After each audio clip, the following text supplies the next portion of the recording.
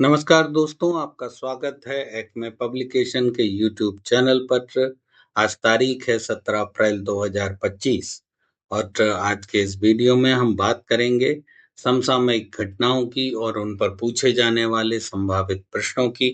तो आइए देखते हैं आज के प्रश्नों को।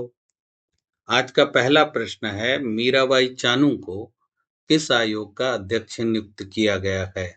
ऑप्शंस हैं ओलंपिक परिषद, आईओए चयन समिति, आईडब्ल्यूएलएफ एथलीट आयोग, एसएआई प्रशिक्षण समिति। इसका उत्तर है आईडब्ल्यूएलएफ एथलीट आयोग। भारतीय भारोत्तोलन महासंघ ने ओलंपिक रजत पदक विजेता मीराबाई चानू को अपने नवगठित एथलीट आयोग का अध्यक्ष नियुक्त किया है। उन्हें सर्वसम्मति से इस पद के लिए चुना गया है। मीराबाई चानू की कुछ उपलब्धियां देख लेते हैं। उन्होंने टोक्यो ओलंपिक 2020 में रजत पदक जीता था। विश्व भारोत्तोलन चैंपियनशिप 2017 में उन्होंने स्वर्ण पदक जीता था। राष्ट्रमंडल खेलों में भी उन्होंने 2 बार स्वर्ण पदक जीता, 2018 और 2022 में। आइए अगला प्रश्न देखते हैं। दूसरा प्रश्न है, हॉकी इंडिया सीनियर पुरुष राष्ट्रीय चैंपियनशिप 2025 का खिताब किस राज्य ने जीता है?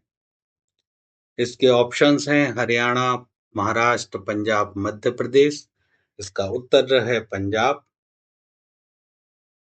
15वीं हॉकी इंडिया सीनियर पुरुष राष्ट्रीय चैंपियनशिप का खिताब पंजाब ने जीता है।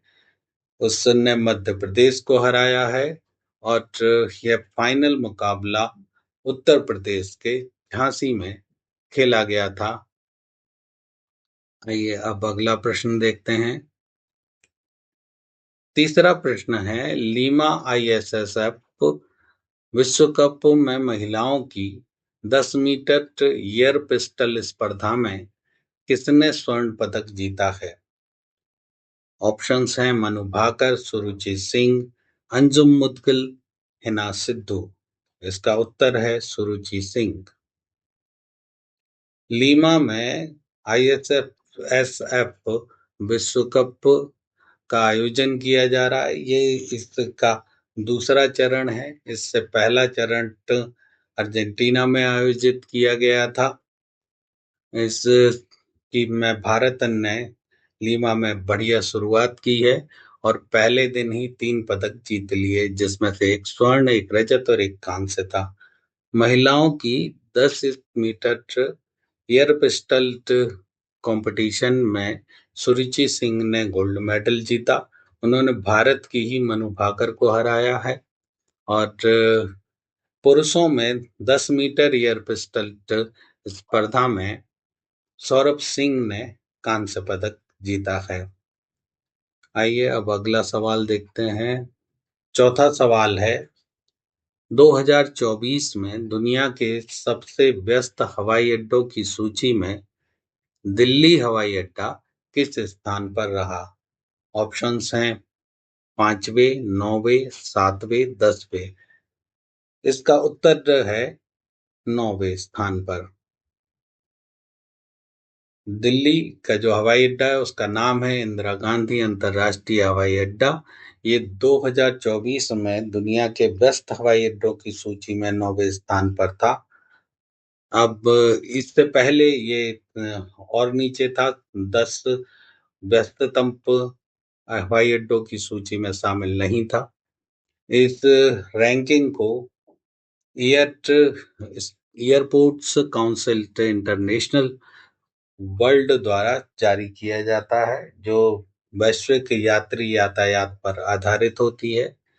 और इस सूची में सबसे शीर्ष स्थान अटलांटा एयरपोर्ट अमेरिका को मिला है।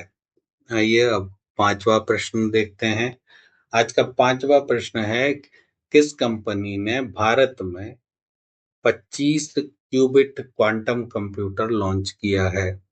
ऑप्शंस हैं इसरो, टीसीएस, क्यूपाई एआई, डीआरडीओ।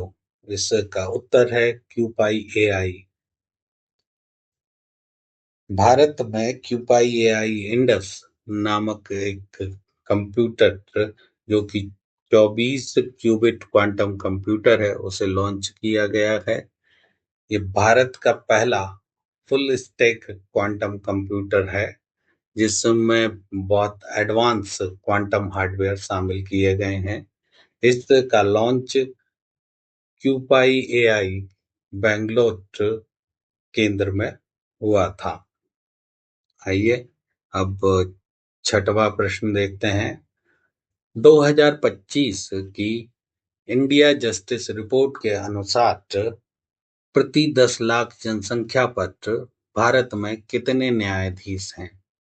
इसके ऑप्शंस हैं 50, 30, 15, 100।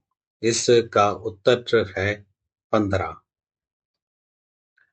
इंडिया जस्टिस रिपोर्ट 2025 भारत की न्याय प्रणाली पर स्थिति पर आधारित एक व्यापक रिपोर्ट है। इसे टाटा ट्रस्ट और कई संगठन मिलकर तैयार करते हैं। यह रिपोर्ट पुलिस, जुडिशरी, जेल और विधिक सहायता जैसे 4 पिलर्स पर आधारित होती है, उनके प्रदर्शन पर आधारित होती है और इसमें राज्यों को रैंकिंग दी जाती है। इस रिपोर्ट में कर्नाटक को पहला स्थान मिला है और आंध्र प्रदेश को दूसरा। और इसी रिपोर्ट में बताया गया है कि भारत में प्रति 10 लाख जनसंख्या पर केवल 15 न्यायाधीश हैं, लेकिन रिकमेंडेशन कितने की है? वो है 50 की। आइए अब अगला प्रश्न देखते हैं। डस्टलिक 6 सैन्य अभ्यास किन दो देशों के बीच हो रहा है? ऑप्शंस हैं भारत और रूस, भारत और उज्बेकिस्तान, भारत और नेपाल, भारत और कजाकिस्तान। इसका उत्तर है भारत और उज्बेकिस्तान। डस्टलिक भारत और उज्बेकिस्तान के बीच होने वाला संयुक्त सैन्य अभ्यास है और ये इसका 6वां संस्करण है। ये 16 अप्रैल से 28 अप्रैल तक पुणे, महाराष्ट्र में हो रहा है और यह वार्षिक अभ्यास है। दोनों देशों के बीच रक्षा सहयोग को मजबूत करने और आतंकवाद विरोधी अभियानों में सहयोग बढ़ाने के उद्देश्य से इसे आयोजित किया जा रहा है। आइए अब 8वां प्रश्न देखते हैं। 8वां प्रश्न है कि वित्त वर्ष 2024-25 में भारत के निर्यात में कितने प्रतिशत वृद्धि दर्ज की गई है? इसके ऑप्शंस हैं 3.2%, 4.1%, 5.5%, 6.8%। इसका उत्तर है 5.5%। वित्त वर्ष 2024-25 में भारत ने कुल $820 बिलियन का निर्यात किया और ये पिछले निर्यात से लगभग 5.5% अधिक है। इसमें माल निर्यात यानी मर्चेंडाइज निर्यात पिछले साल के लगभग बराबर रहा। सेवाओं के निर्यात में वृद्धि हुई, जो करीब 12.4% थी और इन सेवाओं में भी निर्यात में वृद्धि का जो बड़ा पार्ट है वो आईटी और वित्त सेवाओं और परामर्श जैसे क्षेत्रों को जाता है। आइए अब आज का 9वां प्रश्न देखते हैं। प्रश्न है कि किस राज्य सरकार ने लू, सनस्ट्रोक और सनबर्न को राज्य विशिष्ट आपदा घोषित किया है? ऑप्शंस हैं महाराष्ट्र, राजस्थान, तेलंगाना, मध्य प्रदेश। इसका उत्तर है तेलंगाना।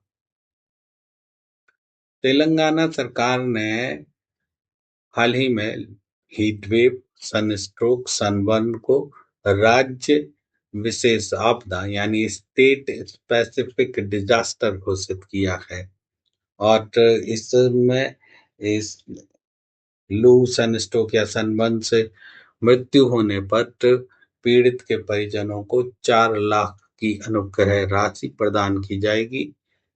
भारत में मौसम विभाग ने अप्रैल से जून 2025 के बीच सामान्य से अधिक हीट वेव दिनों की भविष्यवाणी की है।